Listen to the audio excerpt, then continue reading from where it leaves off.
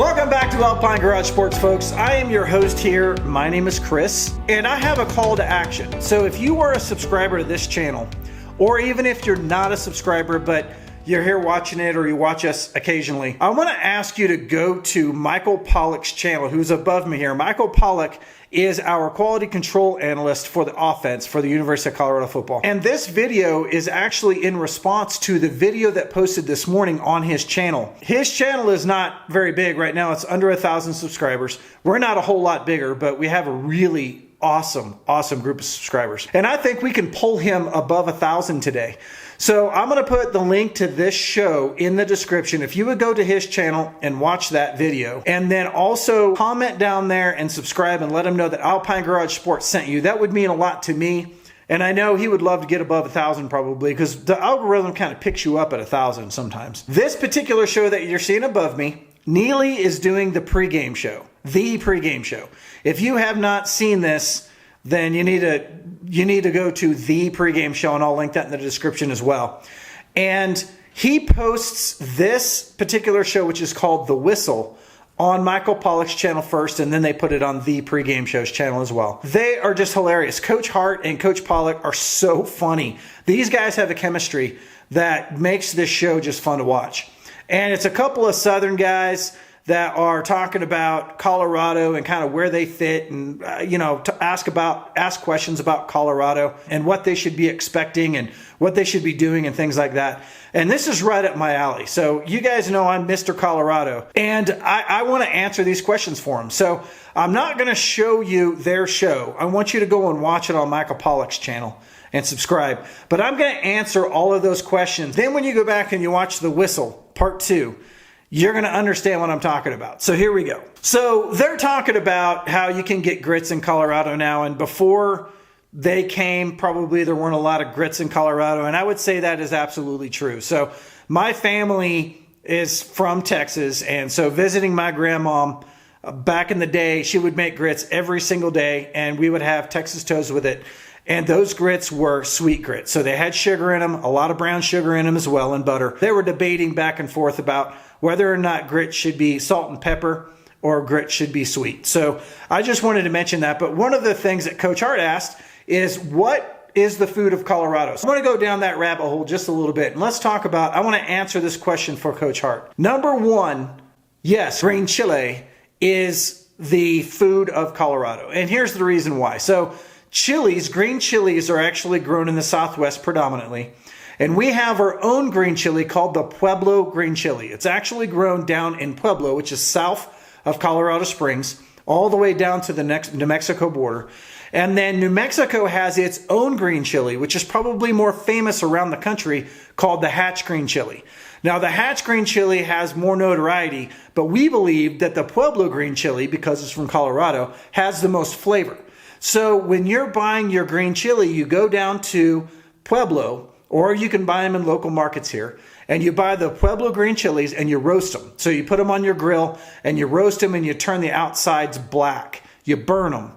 And then you scrape the skin off and you freeze them and you use them in your dishes throughout the years. Most of the time we put like pork in there and we cook that down inside that green chili, and we have pork green chili. That is, I would say pork green chili is probably the #1 most popular dish in Colorado. And so there you go, Coach. Now, that said, there are a lot of other foods in Colorado that are pretty Colorado, meaning that Colorado will stick a flag in those and say that they're theirs. And the second one after green chili is Rocky Mountain oysters.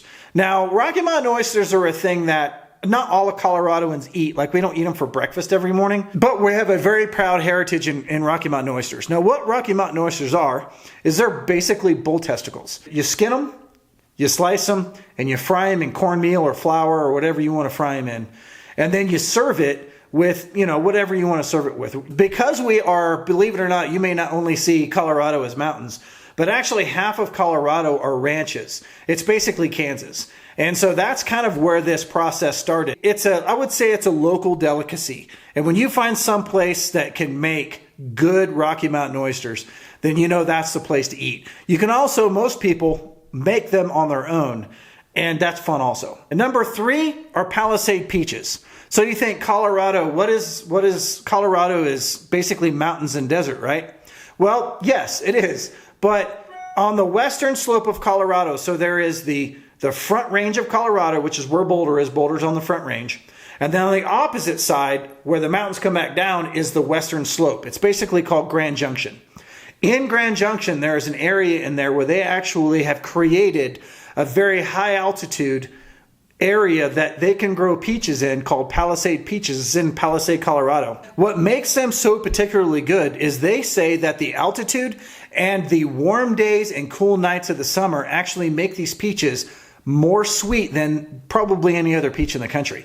Now, knowing that Coach Pollock is from Georgia, I would assume that he would love a good peach. And in Boulder, there is actually an organic farm called Morton's Organic Foods. And you can get Palisade peaches as well as other things from them. And so, Coach Pollock, I would suggest you go down to Morton's and you grab a bag of Palisade peaches. Number 4 is not a food, but it kind of is a food in Colorado. So in Colorado, we love our craft beers. And with Coors, starting in Colorado over 100 years ago, the rest of Colorado has followed suit. And we actually have more microbreweries or more breweries in the state than any other state in the country. So there is a fact for you. For over 425 breweries, you can't go anywhere without running into an actual brewery, a small town.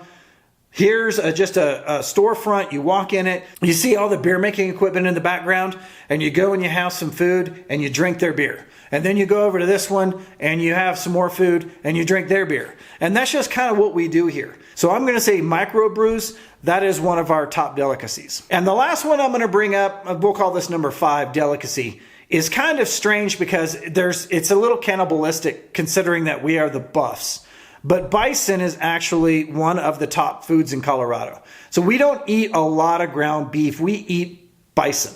When you go to a restaurant, you have bison burgers and you have regular hamburgers. But when you're in Colorado, you always order the bison because it's almost all local and it is significantly leaner than ground beef is, and it has significantly more flavor. So I would say anything bison from that standpoint is going to be a good Colorado food. Really, Coach Hart kind of led a lot of this conversation, and he also brought up that Colorado is the sunniest state in the nation.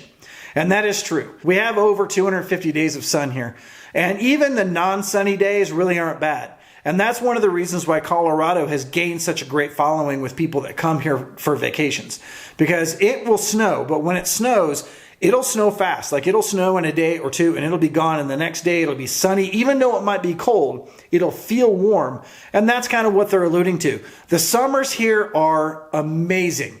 So highs in Boulder anyway, a high could be in the low to mid 80s when it's hot. And in the evenings, it'll cool off to the low 60s or high 50s. So on any given day, you may be in a pair of shorts and no shirt, but at night you're in a pair of slacks and a sweatshirt. You got to bring multiple changes of clothing and layer, and that's the secret to Colorado. All right, and then the last thing they talked about was this whole hot tubbing in the snow thing. So it's funny that they bring that up because I would have never thought that would have made it to the coaches, but there is a thing with hot tubbing outside here in Colorado, especially in the snow. And here's the reason why. Hot tubs are hot, man. They're 120, 130, 150 degrees. And in Colorado, we have such dry air that when you get off the mountain, it's called après-ski, guys. So après is a French word meaning after. So it's après-ski. After you go skiing, you get down into your skivvies and you jump in the hot tub. And the hot tub should be outside. If it is inside, you are in the wrong place, my friend. You need to be outside in the hot tub. And you need to have snow where you can grab it. And there's nothing like having that cold, dry air on your face, but your whole body is warm. There's just something about that. And if you get too hot, you pop out, you cool off a little bit, you pop back in. It's just something that it's a rite of passage here in Colorado. And until you do it, you won't understand it. But I'm telling you, I spent my entire childhood in and out of hot tubs out in the snow. And I think I'm a better man for it. Just look at me. Do I look happy? That's because of hot tubbing in the snow. And then he was mentioning pizza versus French fry when you're skiing. A lot of my viewers are actually not from Colorado. They're from other places. And maybe they don't ski. But the pizza French fry thing is funny. So I used to be a ski instructor back in the day. And I've taught my children to ski as well. And The pizza French fry thing is exactly the way you teach. When you want to slow down, you turn your skis in and you make a slice of pizza, and that controls your speed. And if you just want to go, you make French fries, and those skis will let loose, and gravity will literally pull you down the hill as fast as you want to go. Now, there's a little bit more to it when you're learning how to ski than that, but if you know pizza French fry, you can teach yourself how to ski. So I just wanted to take a minute. I just thought that their video on Michael Pollock's channel, Neely did a great job in this interview. And just the three of them together are magical. And I responded on the video. I put a comment down there. But I thought, man, I need to do a video on this because for me being from Colorado and these guys wondering about Colorado, it just seems like a fun environment. So I do want to say this, though. Michael Pollock and Andre Hart, Coach Pollock and Coach Hart, I would love to do an interview with you guys.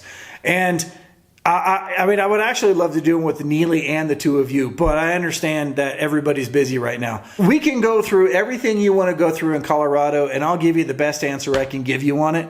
And then this summer coming up, I want to take you guys on some adventures. I want to take you to the top of a 14er. I want to take you whitewater river rafting over on the Arkansas River. I want to take you to a glacier here in the state. I want to help you catch a fish on a fly rod in one of our best rivers, and then take you on a four-wheeling trip on the edge of some cliffs that you would think you're absolutely probably going to end your life on in that truck. But it's the most fun ever. I can take you anywhere you want to go in Colorado. All you have to do is reach out to me. I would love to talk to you guys. You seem like a lot of fun. This was a fun video to make, guys. I won't lie to you. I love this kind of stuff. We can talk X's and O's all day, but the culture of CU football, the culture of Boulder, the culture of Colorado, the culture of our coaching staff means a lot to me, and I know it means a lot to you. And so that's the reason why I did this. Now, again, go to Michael Pollock's channel. Look in the description in this. Click on that. Watch the video that's right above me here. Make sure you comment and say, hey, love you guys. Make sure you drop down Alpine Garage Sports in there, brought me here. That would mean a lot to me. I'd very much appreciate that. And we'll see you in the next video, guys. And if you haven't heard, we coming.